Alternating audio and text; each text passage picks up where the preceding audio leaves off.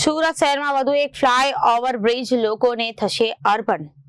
કતારગામથી અમરોલી તરફ જવાનો એક તરફનો બ્રિજ ખુલ્લો મૂકવામાં આવશે। સુરત શહેરના મેયર દક્ષેશ માવાણી દ્વારા આજે કતારગામ ફ્લાયઓવર બ્રિજની મુલાકાત કરાવી। કતારગામ ગજેરા સર્કલથી અમરોલી તરફ જવાના માર્ગ ઉપર જબરદસ્ત ટ્રાફિક જામ થતો હોય છે। સુરત શહેરમાં વધુ એક ફ્લાયઓવર બ્રિજને લોકોને થશે અર્પણ। કતારગામથી અમરોલી તરફ જવાનો એક તરફનો બ્રિજ ખુલ્લો મૂકવામાં આવશે। સુરત શહેરના મેયર દક્ષેશ માવાણી દ્વારા આજે કતારગામ ફ્લાયઓવર બ્રિજની મુલાકાત કરાવી। કતારગામ ગજેરા સર્કલથી અમરોલી તરફ જવાના માર્ગ ઉપર જબરદસ્ત ટ્રાફિક જામ થતો હતો। આ સમસ્યાનું વહેલી તકે નિવારણ લાવવા માટે એક તરફનો બ્રિજનો ભાગ ખુલ્લો મૂકવામાં આવશે। આગામી ઉત્તરાયણ પર્વના દિવસે આ બ્રિજના લોકોને અર્પણ કરવામાં આવશે। સુરત શહેર મેયર દક્ષેશ માવાણી દ્વારા આજે બ્રિજનું નિરીક્ષણ કરવામાં આવ્યું। બ્રિજનું કામ વહેલી તકે પૂર્ણ કરવા માટે કોન્ટ્રાક્ટરને આદેશ આપવામાં આવ્યા હતા। અમરોલી બ્રિજ એટલે તાપી રિવરફ્રન્ટનો બ્રિજ છે।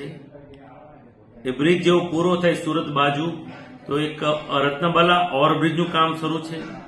અત્યારે હાઈએસ્ટ સુરતનો જો કોઈ રિવર બ્રિજ પાસે ટ્રાફિક હોય તો અમરોલી બ્રિજનું છે, કારણ કે એક સાઈડ બધી ઇન્ડસ્ટ્રીઝ આવી છે, એક સાઈડ રેસિડેન્ટ આવ્યું છે, એટલે તમામ લોકો આ બ્રિજનો ઉપયોગ કરતા હોય છે।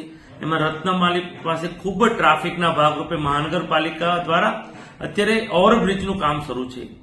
ઘણા સમયથી આ ઓવરબ્રિજનું કામ ધીમી ગતિએ શરૂ હતું, તેને કડક સૂચના આપી હતી અને અત્યારે જાન્યુઆરી મિડમાં એને ડેટ આપી હતી। તેના ભાગરૂપે આજે નિરીક્ષણ કર્યું। જેવા કમૂરતા ઉતરે એવા તરત આ બ્રિજને અમે સુરતીઓને એક બાજુનો રેમ સમર્પિત કરી દઈશું, એટલે 50 થી 60% જેટલું ટ્રાફિકનું ભારણ અમરોલી બ્રિજ પર આવનાર સમયમાં ઘટશે। Reporter Arvind Rathod, Janadesh news, Surat.